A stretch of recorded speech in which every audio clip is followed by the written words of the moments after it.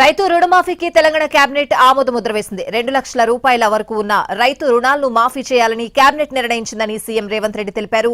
December 12, 2018 నుండి December 9, 2023 వరకు తీసుకున్న రైతు రుణాలు మాఫీ చేయాలని నిర్ణయించామన్నారు.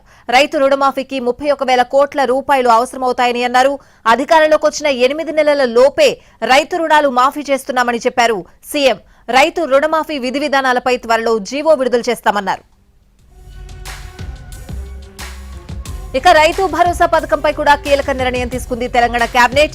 రైతు భరోసా పథకాన్ని పారదర్శకంగా అమలు చేసేందుకు మంత్రివర్గ ఉపసంఘం ఏర్పాటు చేస్తున్నట్లు చెప్పారు CM Revanth Reddy. Deputy CM Bhatti Vikramarka అధ్యక్షతన మంత్రివర్గ ఉపసంఘం ఏర్పాటు చేస్తున్నామని అన్నారు. సబ్ కమిటీలో మంత్రులు తుమ్మల, శ్రీధర్ బాబు, పొంగులేటి సభ్యులుగా ఉంటారన్నారు. సబ్ కమిటీ రైతు సంఘాలు, కమిటీలతో పాటు అందరితో చర్చించి రైతు భరోసాకు విధి విధానాలు రూపొందిస్తుందని అన్నారు. జూలై 15 నాటికి మంత్రివర్గ ఉపసంఘం నివేదికిస్తుందని, ఆ నివేదికను అసెంబ్లీలో ప్రవేశపెట్టి చర్చిస్తామన్నారు CM Revanth Reddy.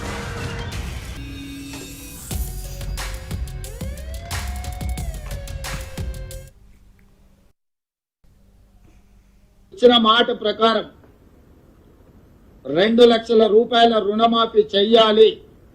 Cut off date 12/12/2018 నుంచి 9/12/2023 మధ్య కాలంలో రైతులు తీసుకున్న రుణాలను 2 లక్షల రూపాయల వరకు మాఫీ చేయాలని మా మంత్రివర్గంలో మేము నిర్ణయం తీసుకున్నాము.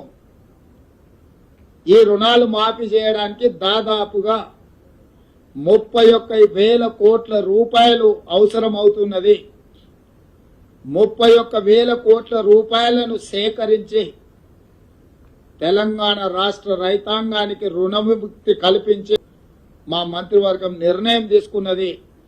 ఆ ప్రకారం ఏకధాటిగా 2 లక్షల రుణమాఫీ